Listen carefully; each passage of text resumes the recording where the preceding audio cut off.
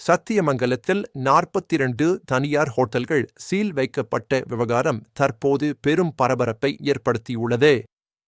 வருவாய்த்துறை மேற்கொண்ட இந்த அதிரடி நடவடிக்கையின் பின்னணி என்ன என்பதை விரிவாக பார்ப்போம். ஈரோடு மாவட்டம் சத்தியமங்கலம் மேற்கு தொடர்ச்சி மலையின் அடிவாரத்திலும் சத்தியமங்கலம் புலிகள் காப்பகத்திற்கு அருகிலும் அமைந்துள்ளது.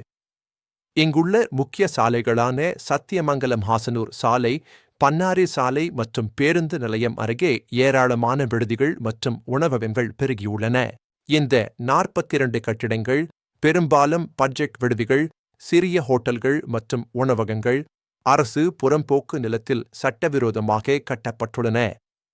பட்டா அல்லது திட்ட அனுமதி இல்லாமல் சுமார் 4.5 ஏக்கர் புறம்போக்கு நிலத்தை ஆக்கிரமித்து இவை செயல்பட்டு வந்தன.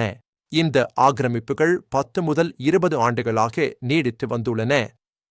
அருகிலுள்ள மோயர் ஆறு, பவானிசாகர் அணை மற்றும் புலிகள் காப்பகத்திற்கு வரும் சுற்றுலா பயணிகளால் இந்த வணிக வளர்ச்சி தூண்டப்பட்டது. சமீபத்தில் உள்ளூர் மக்களிடமிருந்தும் விவசாயிகளிடமிருந்தும் நில அபகரிப்பு குறித்த புகார்கள் எழுந்தன. இதைத் தொடர்ந்து வருவாய்த்துறை ஒரு கூட்டு ஆய்வை மேற்கொண்டது. சத்தியமங்கலம் வட்டாட்சியர் கே. முத்துக்குமார், வருவாய் ஆய்வாளர் ஆர். சுரேஷ் மற்றும் தாலுகா அலுவலக குழுவினர் செப்டம்பர் 25 முதல் 28, 2024 வரை இந்த ஆய்வை நடத்தினர். தமிழ்நாடு நில ஆக்கிரமிப்புச் சட்டம் 1905 பிரிவு 6- கீழ் அக்டோபர் 2, 2024 அன்று நோட்டீஸ்கள் வழங்கப்பட்டன.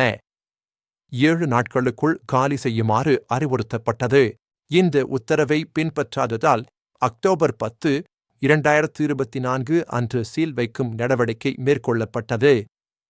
அரசு புறம்போக்கு ஆக்கிரமிக்கப்பட்ட நிலம் சீல் வைக்கப்பட்டது என்ற பலகைகள் பூட்டுகளுடன் வைக்கப்பட்டன. மொத்தம் 42 நிறுவனங்கள் பாதிக்கப்பட்டன. 28 விடுதிகள், 10 உணவகங்கள் மற்றும் 4 ஒருங்கிணைந்த அலகுகள். ஏசு ராஜேந்திரன் போன்ற உள்ளூர் உரிமையாளர்களும் கோயம்புத்தூரைச் சேர்ந்த வெளியாட்களும் இதில் அடங்குவர். வருவாய்த்துறை குழுவில் 25 பணியாளர்கள் இருந்தனர். வட்டார வளர்ச்சி அலுவலர் வி. பிரகாஷ் தலைமையில் காலை 6 மணி முதல் இரவு 8 மணி வரை இந்த நடவடிக்கை மேற்கொள்ளப்பட்டது. தமிழ்நாடு பொதுச் சொத்துக்கள் பாதுகாப்புச் சட்டம் மற்றும் ஈரோடு மாவட்ட ஆட்சியர் சி. கதிரவன் உத்தரவுகளின் கீழ் இந்த நடவடிக்கை எடுக்கப்பட்டது. இந்த நடவடிக்கையால் 150 முதல் 200 வரை தினசரி கூலி தொழிலாளர்கள் உடனடியாக வேலை இழந்தனர். தினசரி வணிக இழப்பு 5 முதல் 10 லட்சம் ரூபாய் என மதிப்பிடப்பட்டுள்ளது. உரிமையாளர்கள் லிமிடேஷன் சட்டத்தின் கீழ் பாதகமான உடைமை கோரினர். அக்டோபர் 11 அன்று 100 பேர் பங்கேற்ற போராட்டங்கள் நடத்தப்பட்டு 6 மாத கால அவகாசம் கோரப்பட்டது. கைதிகள் எதுவும் இல்லை. ஆனால் ஒரு யூனிட்டிற்கு 50,000 ரூபாய் வரை அபராதம் விதிக்கப்படலாம். இது சட்டவிரோத ஆக்கிரமிப்புகளுக்கு எதிரான அரசின் உறுதியான நிலைப்பாட்டை காட்டுகிறது. 2019 ஆண்டில் புலிகள் காப்பகத்திற்கு அருகில் 15 விடுதிகள் சீல் வைக்கப்பட்டன. 2022 ஆண்டில் மோயர் ஆற்றங்கரையில் 22 ஆக்கிரமிப்புகள் அகற்றப்பட்டன. பொதுமக்கள் சியூதியம் ஹெல்ப்லைன் மூலம் புகார்களை அளித்துள்ளனர். 2024 ஆண்டில் மட்டும் 45 அழைப்புகள் வந்துள்ளன. இது சுற்றுச்சூழல் பாதிப்புகளை எடுத்துக்காட்டுகிறது. சுமார் 500 ஏக்கர் நெல் வயல்கள் மற்றும் 1000 சதுர கிலோமீட்டர். புலிகள் காப்பகத்தின் சுற்றுச்சூழல் உணர்திறன் மண்டலத்தை பாதுகாப்பதே இந்த நடவடிக்கையின் முக்கிய நோக்கமாகும். அக்டோபர் 15, 2024 நிலவரப்படி சீல்கள் அப்படியே உள்ளன. மாவட்ட ஆட்சியரிடம் 30 நாட்களுக்குள் மேல்முறையீடு செய்யலாம். அக்டோபர் 25 அன்று விசாரணை திட்டமிடப்பட்டுள்ளது. வருவாய்த்துறை மேலும் 20 இடங்களுக்கு ஆய்வு நடத்த திட்டமிட்டுள்ளது. இது ஆக்கிரமிப்புகளுக்கு எதிரான தொடர்ச்சியான நடவடிக்கைகளை உறுதிப்படுத்துகிறது.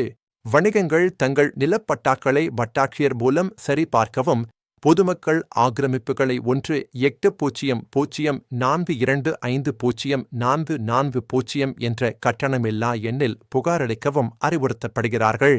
இந்த சம்பவம் தமிழக அரசின் புறம்போக்கு நில ஆக்கிரமிப்புக்கு எதிரான பூஜ்ய சகிப்புத்தன்மை கொள்கையை அடிக்கோடிட்டு காட்டுகிறது. மாநிலத்தின் 13 பில்லியன் ஏக்கரில் 15% ஆக்கிரமிக்கப்பட்டுள்ளது.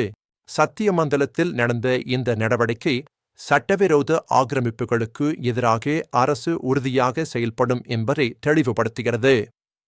மேலும் தகவல்களுக்கு எங்களுடன் இணைந்திருங்கள்.